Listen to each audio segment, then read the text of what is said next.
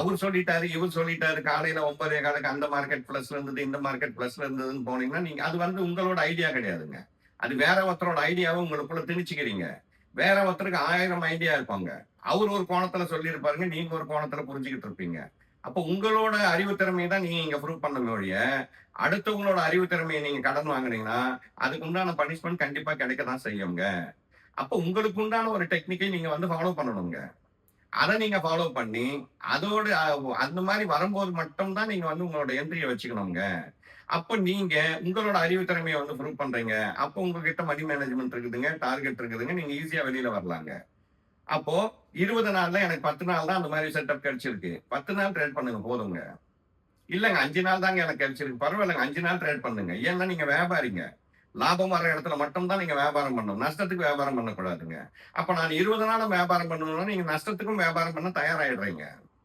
ஏன்னாங்க, இப்ப மார்க்கெட் வந்து திங்கட்கிழமை அன்னைக்கு 100 பாயிண்ட் மேல போகுது, 200 பாயிண்ட் மேல போகுது. நீங்க அன்னைக்கு புராஃபிட் பண்ணிடுறீங்க.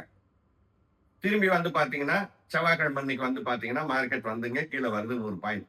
அன்னைக்கும் நீங்க புராஃபிட் பண்ணிடுறீங்க. ஏன்னாங்க, மார்க்கெட் ஒரே டைரக்ஷன்ல போதுங்க. இந்த ஒரே டைரக்ஷன்ல போம்போது எல்லா டெக்னிக்கும் வின் ஆகும். எது சொன்னாலும், யார் சொன்னாலும் வின் ஆயிருப்பாங்க. ஏன்னா மார்க்கெட் வந்துங்க கன்டினியூவா 1, 2, 3, 4, 5, 6ன்னு போயின்னே இருக்குங்க. அதே மாரி இறங்கி வரும்போதுங்க, ஒரே டைரக்ஷன்ல வரும்போது எல்லாமே வின் ஆகுற மாரி இருக்கும். அன்னைக்கு அல்கோ வின் ஆகுங்க. என்னென்ன நினைக்கிறீங்களோ எல்லாமே வின் ஆகுங்க. ஏன்னா மார்க்கெட் ஒரே டைரக்ஷன்ல போயிட்டு இருக்குங்க. இப்போ அந்த ஒரே டைரக்ஷன்ல போற அன்னைக்கு மட்டும் தாங்க, ஈவினிங் என்ன சொல்றாங்கன்னா, இன்னைக்கு எஃப்ஐஎஸ் பை பண்ணியிருக்காங்க. இன்னைக்கு டிஐஎஸ் பை பண்ணியிருக்காங்க. இல்ல எஃப்ஐஎஸ் செல் பண்ணியிருக்காங்க. டிஐ செல் பண்ணியிருக்காங்க. அதனால தான் இவ்வளவு பெரிய மூவ். அதனால தான் இவ்வளவு பெரிய ஃபால்ன்னு சொல்றாங்க. கரெக்ட்டா? ஆனா, இப்ப அந்த 2 நாள் நீங்க பணம் பண்ணிடுறீங்க. அவங்க ஆப்பர்ச்சுனிட்டி இருந்தால் மட்டும் பிசினஸ்குள்ள என்ட்ரி பண்றவங்க. ஆனா, நம்ம என்ன பண்றோம்னா, அவங்க இல்லாத 3 நாள்லயும் என்ட்ரி பண்ணி, நேரோ மார்க்கெட்ல இந்த 2 நாள்ல என்ன புராஃபிட் வந்ததோ, அதுக்கு மேல 3 மடங்கு நம்ம விட்டுர்றோங்க. அதுதான் இங்க பிரச்சனைங்க. அவங்க